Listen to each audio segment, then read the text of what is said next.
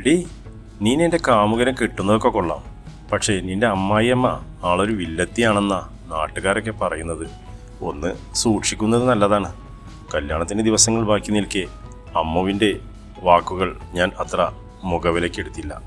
ശരത്തേട്ടൻ തൻ്റെ ഇഷ്ടം വീട്ടിൽ പറഞ്ഞപ്പോൾ എതിർത്തൊന്നും പറയാതെ മാന്യമായി വീട്ടിൽ വന്ന് പെണ്ണ് ചോദിച്ച ആ അമ്മയെ പറ്റിയാണ് അവളിപ്പോൾ പറഞ്ഞത്. അല്ലെങ്കിലും മറ്റുള്ളവരെ പറ്റി കുറ്റം പറഞ്ഞ് നടക്കാൻ അവളെ കഴിഞ്ഞേ ഉള്ളൂ വേറൊരാളും. പെണ്ണു കാണാൻ വന്നപ്പോഴാണ് ഞാൻ ആദ്യമായി എൻ്റെ അമ്മായിയമ്മയെ കാണുന്നത്. അവർ സംസാരിച്ചത് മുഴുവൻ എൻ്റെ അച്ഛനോടും അമ്മയോടുമായിരുന്നു. വളരെ ഗൗരവം തോന്നിക്കുന്ന ഒരു മുഖഭാവമായിരുന്നു അവരുടേത്. കല്യാണം ഉറപ്പിച്ച് ഇത്രയും ദിവസമായിട്ടും അവരെന്നോട് നേരിട്ടോ ഫോണിലൂടെയോ പോലും ഒന്നും സംസാരിച്ചിട്ടില്ല. ഇനിയിപ്പോൾ അമ്മു പറഞ്ഞതുപോലെ അവർ സീരിയലിലൊക്കെ കാണുന്നത് പോലുള്ള ഒരു അമ്മായിയമ്മ ആവുമോ? ഉള്ളിൽ അങ്ങനെ ഒരു ചെറിയ ഭയം വെച്ചിട്ടാണ് ഞാൻ വീട്ടിലേക്ക് വലതുകാലം വെച്ച് കയറി ചെന്നത് തന്നെ. ആദ്യ ദിവസം തന്നെ അയൽക്കാരുടെയും നാട്ടുകാരുടെയും കുശലാന്വേഷണങ്ങൾ കൊണ്ടും സ്നേഹപ്രകടനങ്ങൾ കൊണ്ടും വീർപ്പുമുട്ടി നിൽക്കുമ്പോഴാണ് അമ്മായിയമ്മ വന്ന് പറഞ്ഞത്, ആ കൊച്ചി ഇനി ഇവിടെ തന്നെ കാണും, നിങ്ങളിങ്ങനെ അതിനെ പൊതിഞ്ഞു നിന്ന് ശ്വാസം മുട്ടിക്കാതെ. അമ്മ പോയതും ചുറ്റുനിന്നവരൊക്കെ അടക്കം പറയാൻ തുടങ്ങി. ഓ, അവളുടെ ഒരു അഹങ്കാരം കണ്ടില്ലേ, ഇനി ഈ കൊച്ചാണല്ലോ അനുഭവിക്കാൻ പോണത്, പാവം. അവരെന്നെ സഹതാപത്തോടെ ഒന്ന് നോക്കിയിട്ട് പിരിഞ്ഞുപോയി. ദൈവമേ, ഇനി എൻ്റെ സംശയം സത്യമാവുമോ? അവരെന്നെ കഷ്ടപ്പെടുത്തുമോ? എൻ്റെ കൃഷ്ണ, അങ്ങനെയൊന്നും ഉണ്ടാവരുതേ. ഞാൻ നന്നായിട്ടൊന്ന് പ്രാർത്ഥിച്ചു. വിവാഹവസ്ത്രം മാറ്റി ഒന്ന് കുളിച്ചു ഫ്രഷായി ഞാൻ പെട്ടെന്ന് തന്നെ അടുക്കളയിലേക്ക് ചെന്നു. ഇനിയിപ്പോൾ അടുക്കളയിൽ കയറാത്തതിൻ്റെ പേരിൽ ഇന്ന് തന്നെ വഴക്ക് കേൾക്കണ്ടല്ലോ. അമ്മ അടുക്കളയിൽ തിരക്കിയിട്ട പണിയിലാണ്. ഞാൻ ചുറ്റിലുമൊന്ന് നോക്കി. അവിടെ ഉണ്ടായിരുന്ന കഴുകി വെച്ചിരുന്ന ഗ്ലാസ് എടുത്ത് വീണ്ടും ഒന്ന് കഴുകി വെച്ചു. ഇന്ന് വന്ന് കയറിയതല്ലേ ഉള്ളൂ, അടുക്കളയിൽ കാര്യമായ പണിയൊന്നുമില്ല, നല്ല ക്ഷീണം കാണും, ഇന്ന് മുറിയിലേക്ക് ചെല്ല്. അമ്മ മുഖത്ത് പോലും നോക്കാതെ ഇത്രയും പറഞ്ഞു. പിന്നെ ഞാൻ അവിടെ നിന്നില്ല, മുറിയിലേക്ക് ചെന്നു.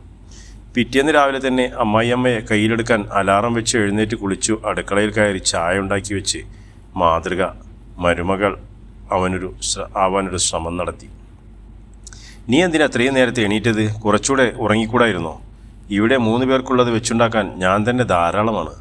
ഗൗരവം ഒട്ടും കുറയ്ക്കാതെ തന്നെ അമ്മ പറഞ്ഞു. ഇവരെന്ത് ഇങ്ങനെ? നല്ലത് ചെയ്താലെങ്കിലും ഒരു നല്ല വാക്ക് പറഞ്ഞൂടെ? ഞാൻ മനസ്സിൽ വിചാരിച്ചു. ദിവസങ്ങൾ കടന്നുപോയി. പക്ഷേ എൻ്റെ അമ്മായിയമ്മയുടെ സ്വഭാവത്തിൽ മാത്രം ഒരു മാറ്റവും ഉണ്ടായില്ല. ആവശ്യത്തിന് മാത്രമേ അവർ എൻ്റെ അടുത്ത് സംസാരിച്ചിരുന്നുള്ളൂ. എന്നാലും എൻ്റെ ആഗ്രഹങ്ങൾക്കൊന്നും അവർ എതിര് നിന്നിട്ടില്ല. എനിക്ക് എൻ്റെ വീട്ടിൽ പോകാനും പഠിക്കാൻ പോകാനും എൻ്റെ കൂടെ ഏട്ടൻ്റെ കൂടെ സിനിമയ്ക്ക് പോകാനും ഒക്കെ പൂർണ്ണ സ്വാതന്ത്ര്യമുണ്ടായിരുന്നു. അങ്ങനെ ഇരിക്കെയാണ് പെട്ടെന്ന് എനിക്കൊരു തലകറക്കം വന്നത്. അമ്മയായിരുന്നു ഹോസ്പിറ്റലിൽ കൊണ്ടുപോയത്. ഞങ്ങളുടെ ജീവിതത്തിലേക്ക് ഒരു കുഞ്ഞതിഥി കൂടെ വരാൻ പോവുകയാണെന്ന സന്തോഷ വാർത്ത ഡോക്ടർ പറഞ്ഞപ്പോൾ ഞാൻ ആദ്യമായി അമ്മയുടെ മുഖത്ത് ചിരി കണ്ടു.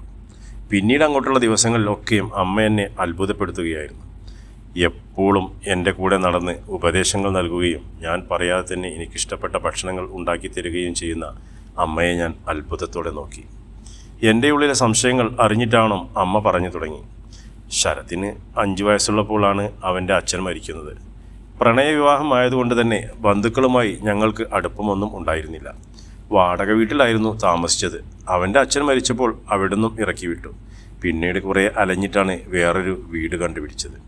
പക്ഷേ വിധവയായ ആരും ചോദിക്കാനും പറയാനും ഇല്ലാത്തൊരു സ്ത്രീക്ക് സമൂഹത്തിൽ നേരിടേണ്ടി വരുന്ന പ്രശ്നങ്ങളും പരിഹാസങ്ങളും ഉണ്ടല്ലോ. അവിടെയും അതെന്നെ പിന്തുടർന്നു.